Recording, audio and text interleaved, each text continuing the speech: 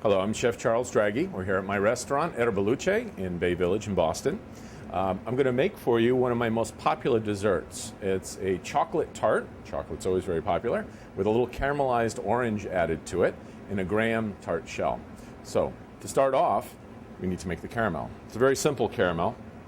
We just take equal parts, roughly, of sugar. I use an organic cane sugar.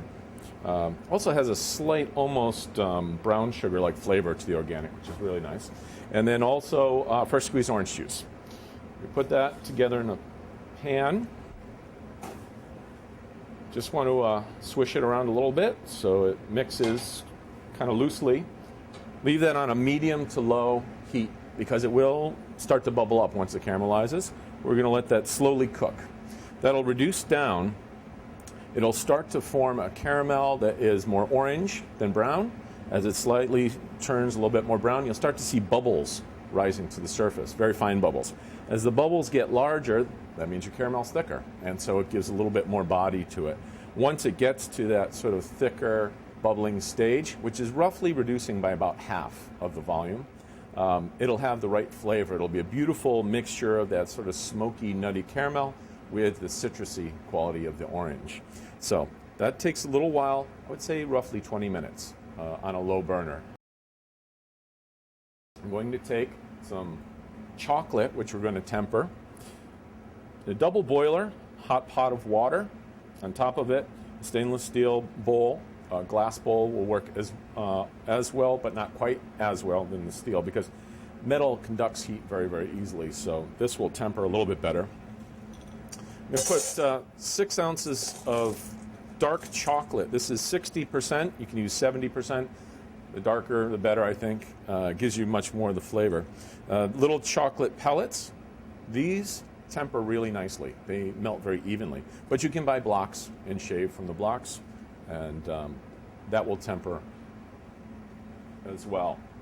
About the same amount of cream as chocolate. This is a nice organic heavy cream, has a beautiful flavor of not only the dairy, but also with a lot of the organic milks and creams, you get a really nice flavor of the field. You can almost taste the grasses in it, and that really comes through. Even in a chocolate dessert, you can really taste the quality of the ingredients that go in. That's most of Italian cooking, is to buy the best ingredients, and those flavors really carry through into the final product. And then double espresso, a little extra shot there, just to make sure that the caffeine isn't too low with the chocolate. I want this to be at the end of a big meal so that people have a nice sort of wake-up effect from the dessert. But what will really wake them up is the aromatics of the last ingredient, which is very intense. It's a very, very small amount of orange extract. So even though it's a small amount, it's very perfumey. You can really taste the rind of the orange in it. It's an orange oil they use a little bit of alcohol to extract the flavor. So there's a really nice sort of nutty flavor to it. Put that right in. Okay, get every drop. Now everything is sort of working here. The chocolate's tempering, the flavors are starting to melt, the caramel is starting to cook down. It's going to take maybe 15 to 20 minutes. So we'll just let everything come together. Once this caramel is at the right stage, the nice bubbles, the nice body, a beautiful aroma, your whole kitchen will smell of a beautiful caramel and orange. Then we're going to add that to the chocolate, and that'll be the filling for our tart.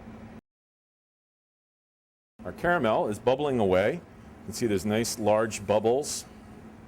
They're being formed, has a beautiful thickness.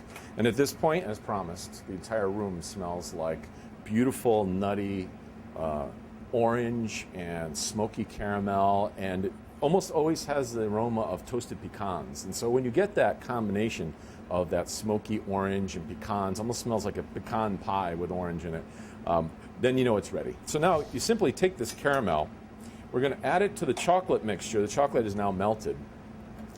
When you melt chocolate, you want to temper it a little bit. So I've turned the heat off. It's sitting with the cream and with the orange oil. I'm just going to add a few more little chocolate chips to it to sort of temper it.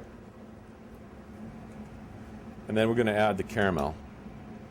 The caramel will give a nice, almost chewy texture to the chocolate, which makes it into a real nice ganache, which is almost like a fudge a real orangey caramelized fudge.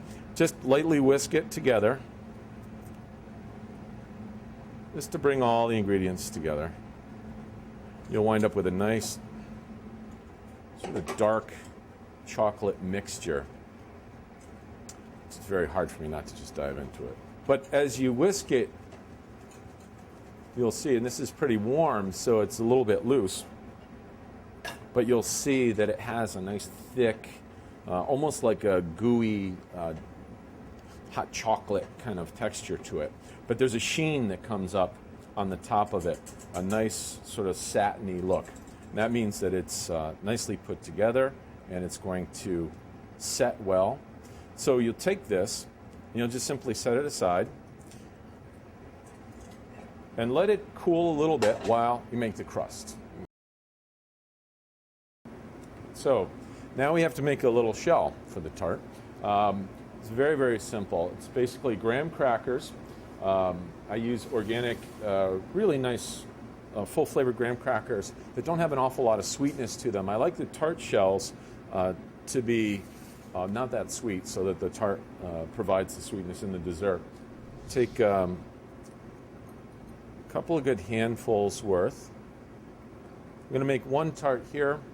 You can add as much as you like, or if you make these shells, they last a long time, so you can use them for other things. It's strawberry season or cherry season. You can use the shells to make lots of different fillings. Some softened butter. This is always the fun part. You can always get nieces and nephews to help out with this because it's the gooey butter and the graham crackers. So when they get all on their fingers, it tastes good to get it back off the fingers. So we're just going to make like a little soft patty, if you will, right in the center.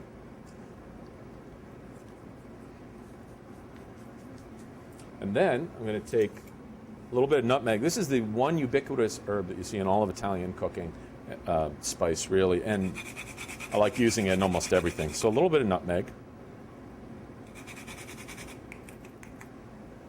And a little bit of fresh cinnamon. Really, really nice flavors, particularly with chocolate and orange in combination. Cinnamon is wonderful with anything citrus as well as, of course, berries. So you just knead this. Sort of comes together as a nice paste. Add a little bit more graham cracker here. So you want the butter to sort of pick up the graham cracker crumbs as you're kneading it. It's not really an awful lot of hard kneading in that you're using basically crumbs that are already cooked and then the butter. So you just sort of fold it a little bit. The butter being softened is now moistening the breadcrumbs. And so you can feel that they're kind of hydrating and expanding, becoming nice and soft, into almost like a grainy batter, if you will. A little bit more just on the outside, because that will make it a little bit easier. You can roll this out with a rolling pin. I find it easier to just press it into the mold.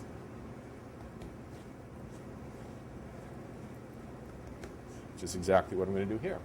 So a baking dish, or tart molds, or cupcake muffin tins. You can just press a little bit in, depending on the shape or the size that you want your tart to be. What I like to do is press it right into the mold. And you don't have to worry about any non-stick surface spraying or lining this with any kind of oil, because there's a lot of butter to this and it will serve to just come right out of the dish on its own. Really beautiful flavor. And I like to just sort of press it so it's really thin right up against the wall of the dish. This is all pressed into the mold, very simply. You can just brush off. You don't even need to take a knife to cut it. Just brush off whatever excess may be over the edge of the mold. So I'm going to put that into a 350 oven just for a few minutes, 10, 15 minutes. Just check on it. It will turn very light in color. You'll see that it turns light in color that it is sort of drying a little bit on the surface, but the butter is melding with the breadcrumbs and bringing them in, and that it's becoming like a cohesive whole. The chocolate has been setting, so it now has a really nice texture of almost like a chocolate batter. There's a nice thickness to it, so that it will go into the shell and have a little bit of body to it. So we can pour a little bit around top.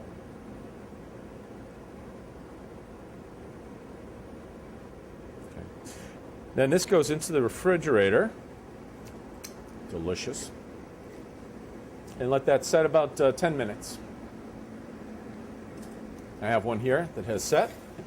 And you can see it turns a little bit darker once it's set and cold, but it has a really nice sort of chewy, almost fudgy kind of quality to it. To simply garnish it with a little bit of a whipped cream that has some orange essence to it as well is, I think, a nice garnish. So a little bit, again, of that really nice, organic, rich cream. This is from a local farm that is produces cream that is not homogenized. It's only pasteurized.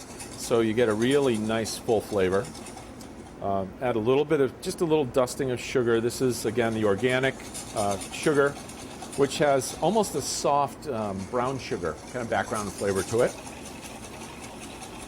We turn up the speed on the mixer a little bit.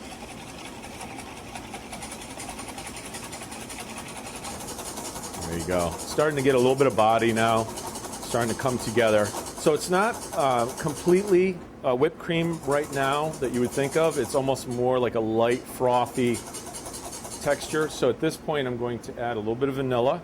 This is a vanilla extract. I add that toward the end because some of that vanilla aroma can be lost if you add it in the beginning.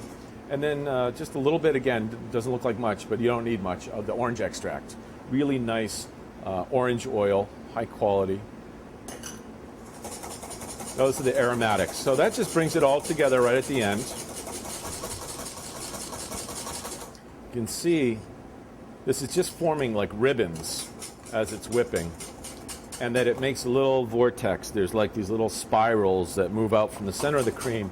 And in the center, it just sort of holds together. It's just light ribbons. So I think that's a really wonderful way to have this. It's just sort of a nice light ribbony topping.